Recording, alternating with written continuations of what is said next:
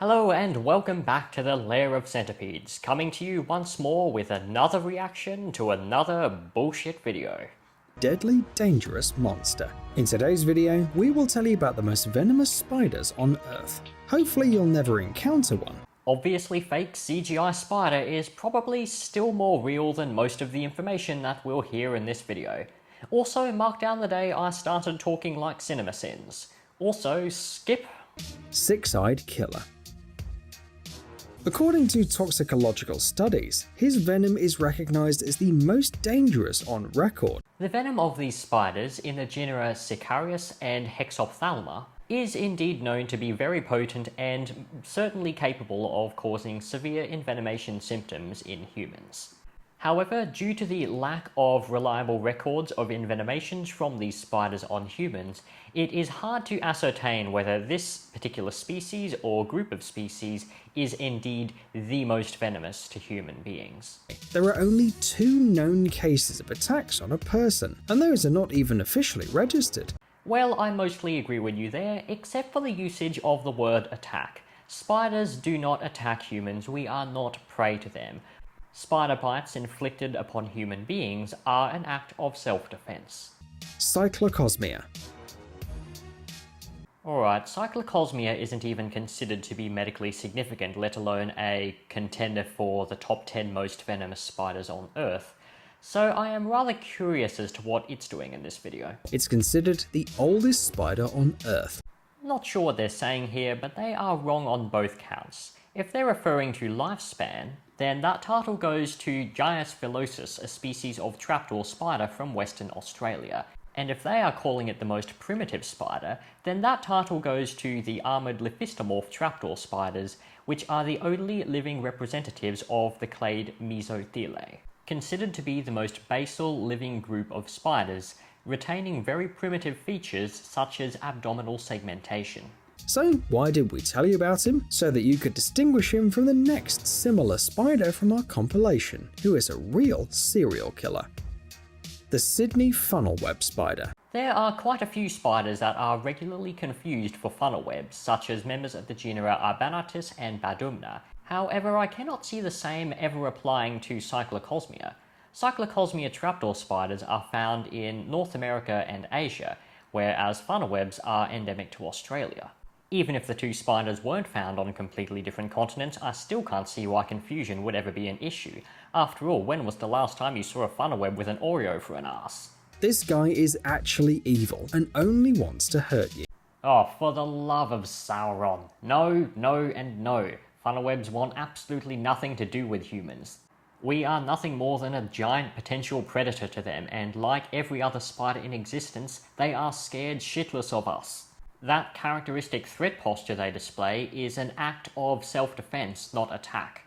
Since the sand spider almost never attacks humans, it's the Sydney funnel web spider that the Guinness Book of World Records ranked as the most venomous spider in the world. This probably does not come as a surprise, but the Guinness Book of World Records is not considered to be the top authority on arachnology. Also, venom potency has nothing to do with the number of recorded bites. He doesn't need a reason to attack, he'll just do it. So why does all the footage show funnel webs being deliberately provoked in order to trigger their defensive response? Surely that would be unnecessary if they attacked without provocation. Its venom is deadly. There is no getting around the fact that the funnel web spiders do have a very powerful venom. However, its lethality is often overplayed, and in the case of Atrax robustus, the Sydney funnel web, only around 17% of bites cause severe envenomation symptoms. Brazilian wandering spider.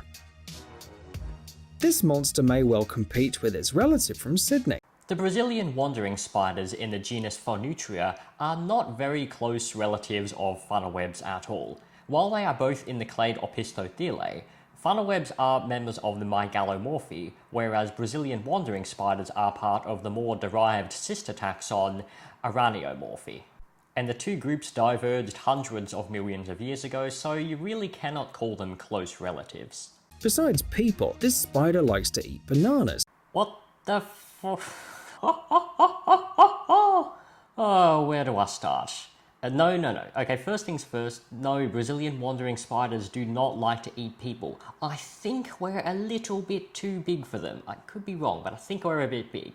And second of all, they do not like to eat bananas. They get the name banana spider because they are occasionally found sheltering in shipments of bananas.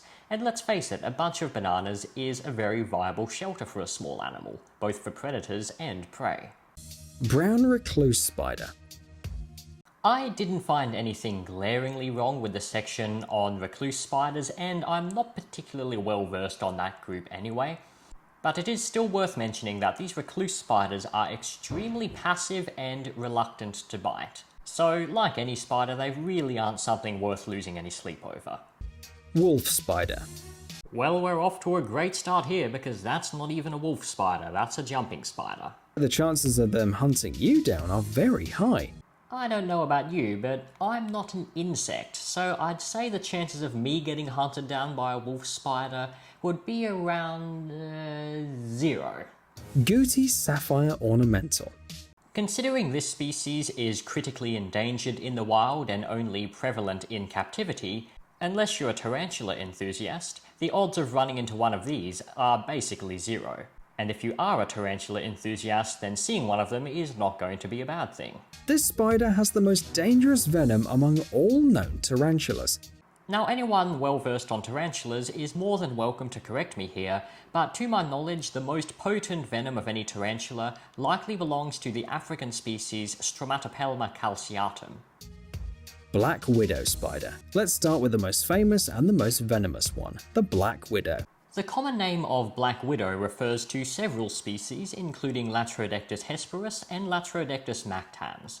So you can't really say that the black widow is the most venomous member of its genus when the name refers to multiple species. These little spiders have an unusually powerful venom. Yes, Latrodectus do have powerful venom, but it is worth mentioning that their small fangs often prevent them from injecting a potentially dangerous amount. Plus, they are docile spiders and generally very prone to inflicting dry bites, in other words, bites without venom. So a very large proportion of bites from these widow spiders are not life-threatening, though of course one should always seek medical attention as a precaution. Brown widow.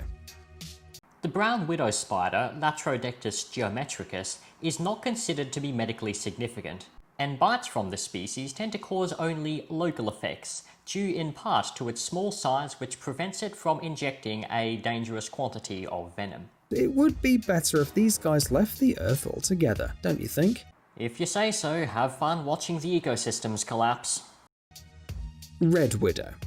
Oh, give the bloody Latrodectus a break, will ya?